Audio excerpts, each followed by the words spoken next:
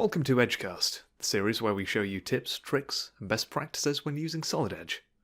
This time, we're going to be looking at assembly relationships. In part 1 of this special two-part episode, I'll be covering placing components in Solid Edge ST10, adding the 7 main assembly relationships, showing you what can be achieved with flash fit, assembly variables, and the difference between assemble and the normal relationship commands. It's probably safe to assume most of those watching this are familiar with how to place parts via the part library. It can be found on the sidebar by default, and allows users to navigate through their drives and folders to find their assembly components. Adding components can then be done by dragging and dropping, or with copy-paste. Bear in mind that only Solid Edge components can be brought into an assembly directly. Any third-party geometry, such as step files or parasolids, will need to be translated first.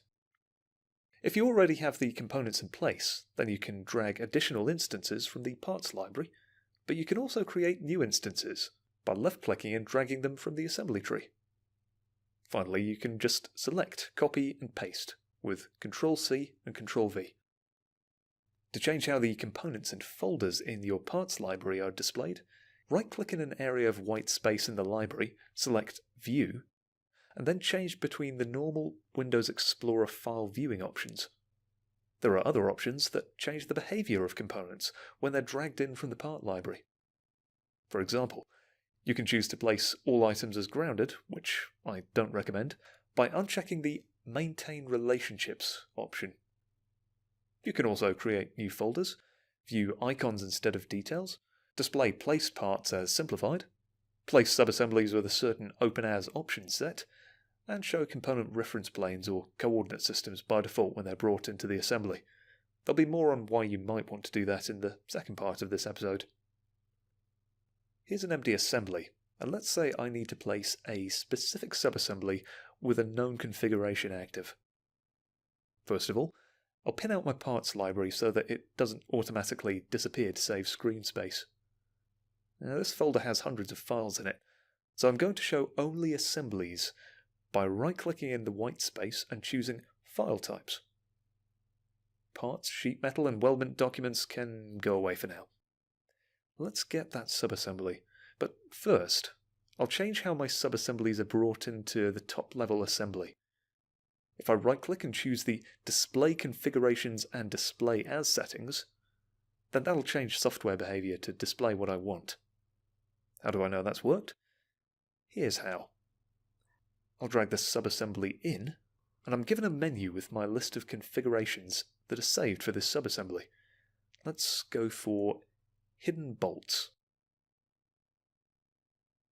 So this is my assembly, and as you can see, it doesn't have any bolts shown. And just to prove that they're really there, let's expand the subassemblies. Here they are. Something else you might want to do in your parts library is right-click to perform certain actions on a component or subassembly. You can open the component, delete it, rename it, open its containing folder in Windows Explorer, create a drawing straight from it, and review its properties and what documents it's linked to with where used. Something that's a bit more of a nice-to-have feature in the part library is the preview window. By default, parts have a blue dynamic preview image, which can be rotated, and assemblies have a color preview image, which cannot. If needed, this behavior can be changed with the parts library options, displaying parts as static color images, or assemblies as blue dynamic images, depending on user preference. I'll show you how to do this now, but first I'll show you another way of showing how things are previewed, by using the Windows Explorer preview. You can choose to view the file icons with a list, different icons, or thumbnails, exactly the way you would in Explorer. However, there's also this preview window down here, which I prefer to use for a number of reasons.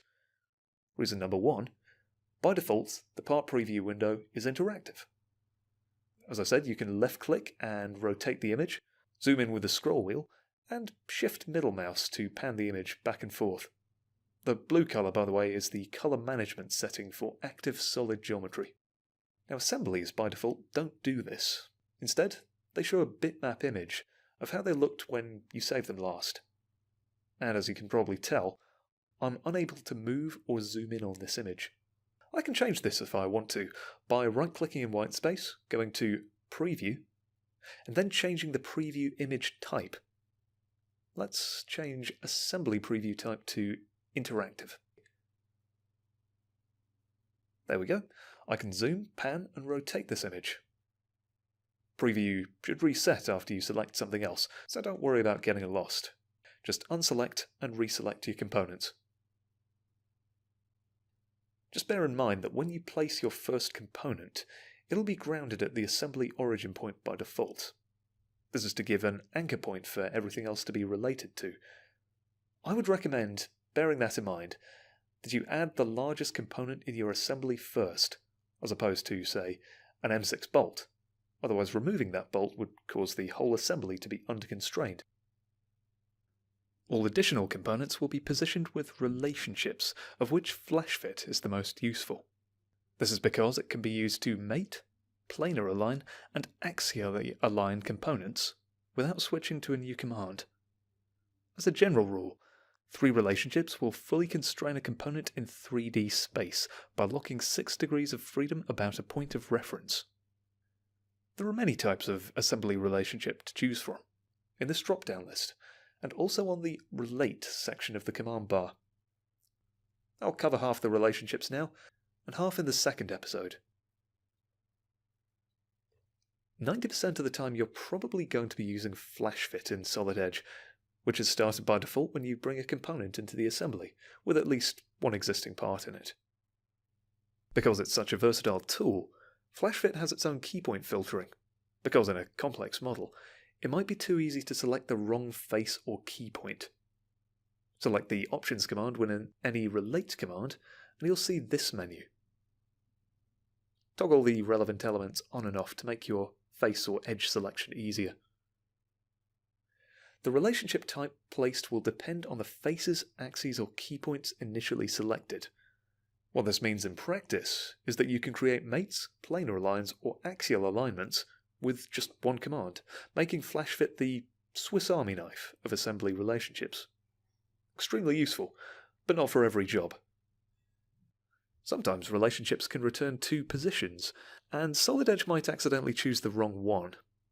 If, for example, you're mating 2 faces that are angled at more than 90 degrees from each other, FlashFit will try to create a planar line instead. If this happens, press F on your keyboard, or click the Flip button. This will realign the relationship to its other possible orientation. Of course, if you place and finish a relationship that's simply wrong, and you don't want to spend time repairing it, Undo or Ctrl-Z is a favourite key binding for CAD users all over the world. Any components that you can't select faces or key points from are either at a different assembly level or inactive, and you may need to use the Activate command, available from the FlashFit command bar. Then click on the components that you want to locate your elements to, and place relationships as normal. It's also possible to move and rotate components while placing your relationships. Hold down left-click and drag the component around. Alternatively, hold down left-click, Control, and then drag to rotate the part around its centre of mass, or any axial alignment. Bear in mind that this will only work if the part is able to move in the direction attempted. The stug assembly is almost finished. All I need to do is place one last bolt. And I'm going to use FlashFit only to do so. First things first, I'm going to activate all the bolts in this group so that I can place relationships on them. Click and Shift-click will select everything in between the components you click. Now let's start FlashFit. However, I know that if I just click 2 cylindrical faces, the bolt will place with its head in the cover and its shank in the air. Let's also say I don't know how to use the Flip command. So I want to rotate it so that the axial align is correct first time around. I'll left-click and drag the placement component around in an unconstrained direction.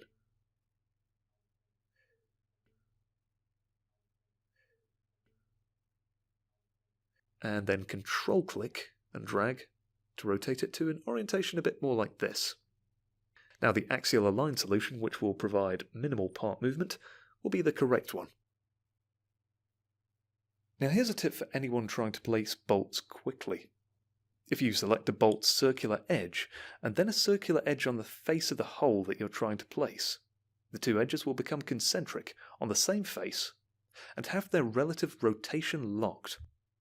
It can be a little bit fiddly to select these edges, but if you're familiar with the Quick Pick menu function, and also have circular edges active in flash fit options, bolts can be fully constrained in 2 or 3 clicks. In my example here, flash fit was already looking for circular edges in this menu, and I can choose this other circular edge to fully constrain the bolt relative to the washer.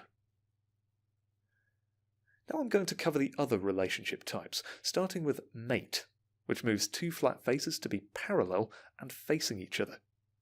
If needed, users can create a gap between faces with an offset, seen on the right of this command bar here.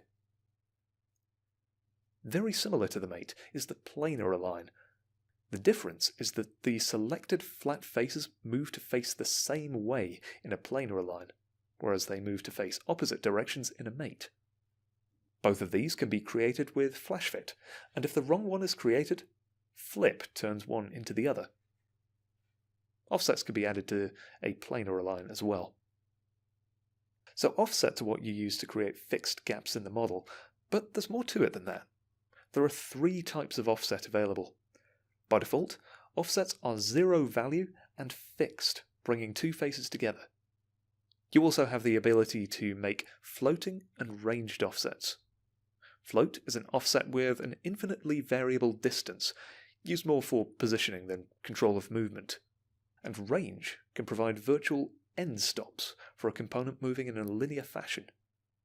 Let's say, for the sake of this demo, that a panel on this unit is a button that needs to move in and out when pressed. As it stands, this component is fixed in place with a 0 offset mate.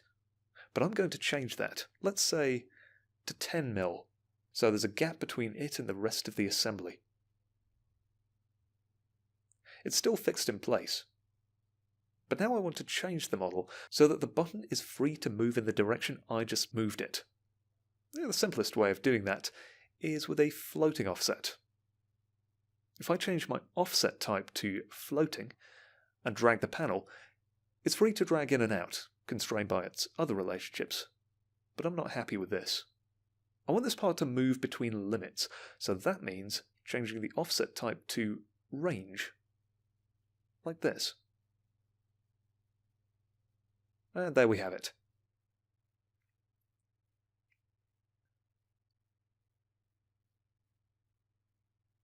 And just to prove it works, I can drag my button in and out.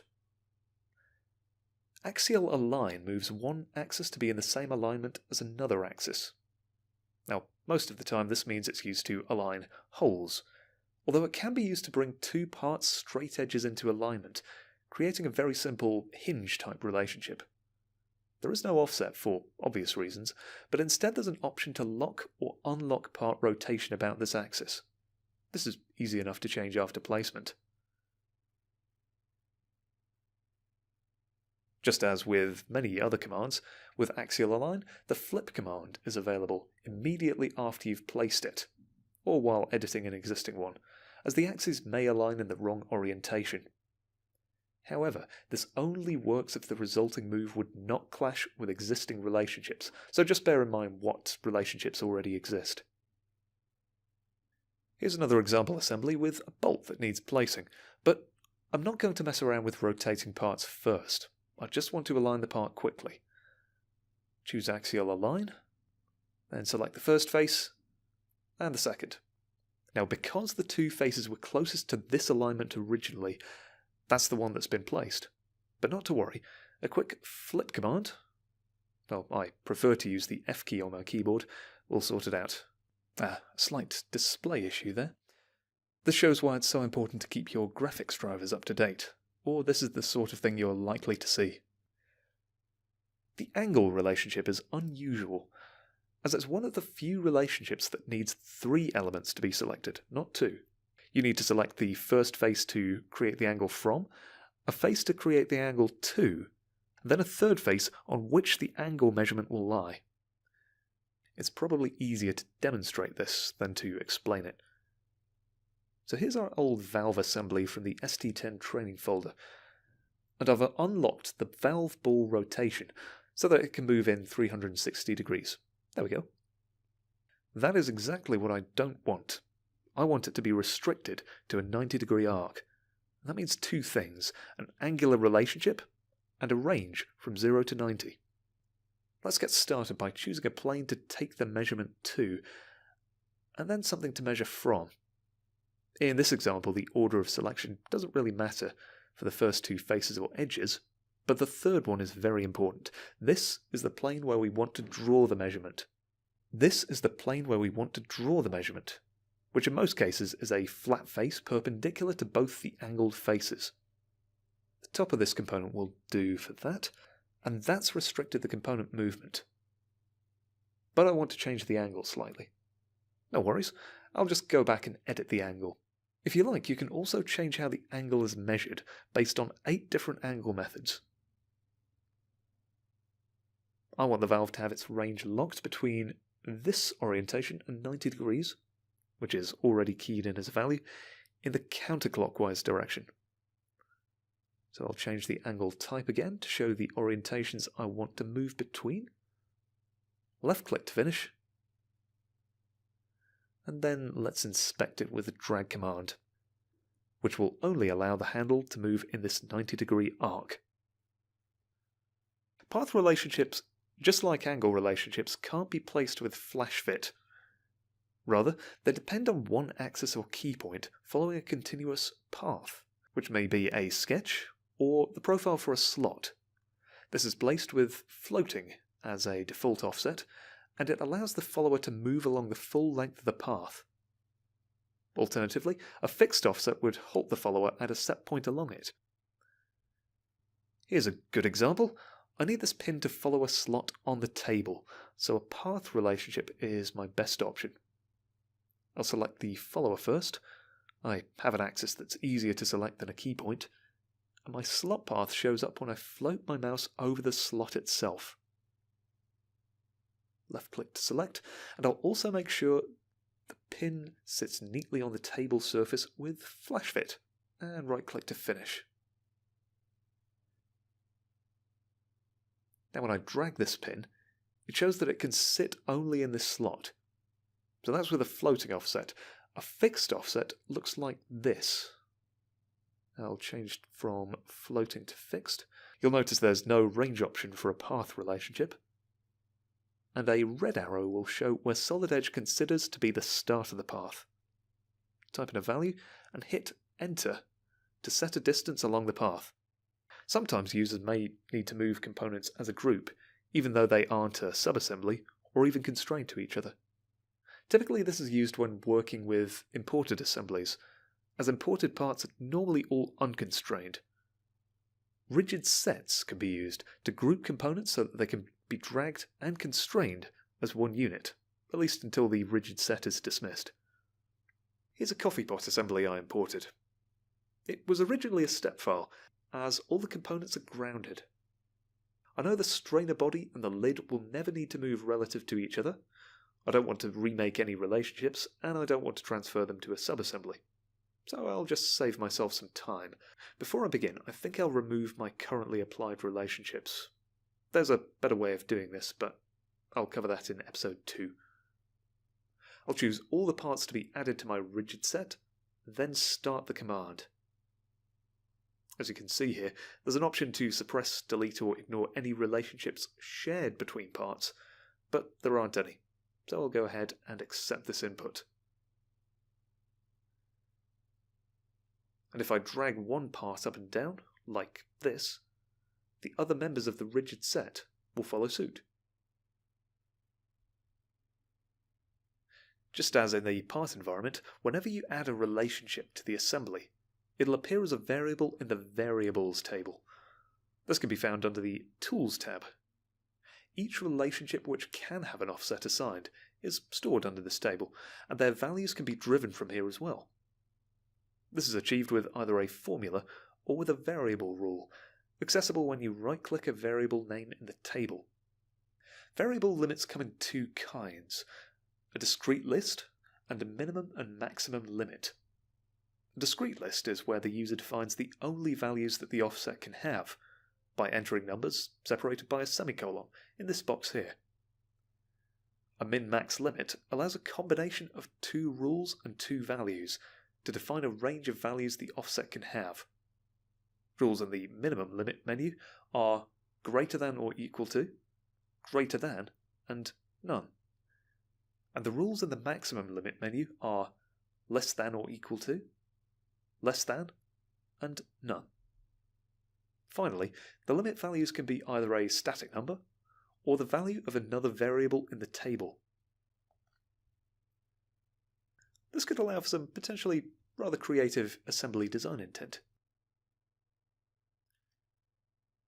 If an offset value is assigned that doesn't match the variable limit after a rule's been assigned, the user will see an information box telling them the value they entered isn't valid.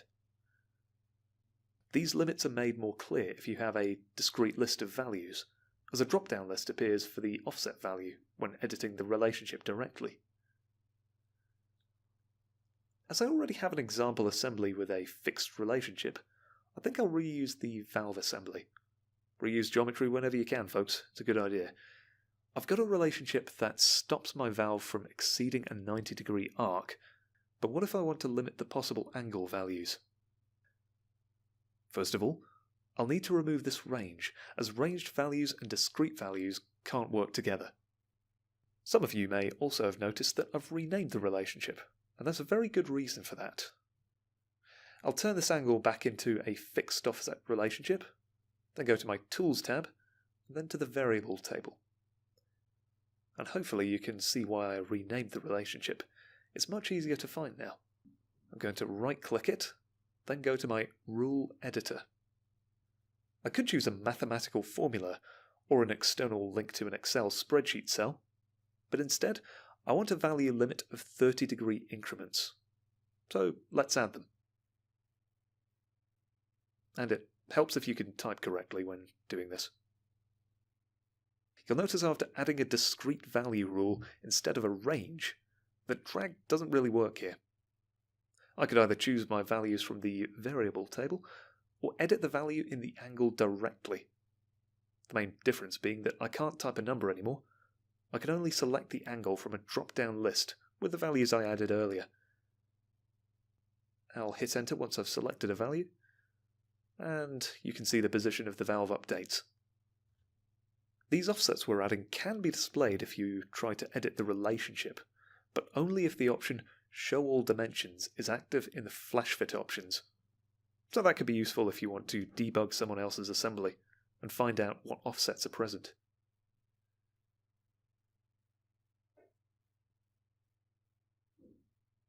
Now I'm going to talk about the Assemble command. Many Solid Edge users forget that right-clicking accepts a command input and then keeps you in the last command you started.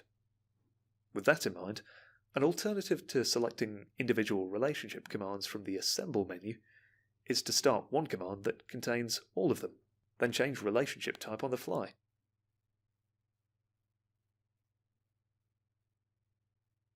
This command is the Assemble command, which is started by default when a part is brought into the assembly.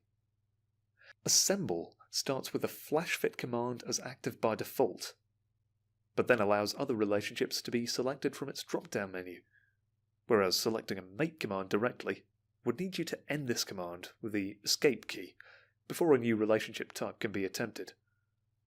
With the Assemble command, you can keep on clicking on faces, finish a relationship, choose a new one from the list, and then place it without having to select it from the top menu.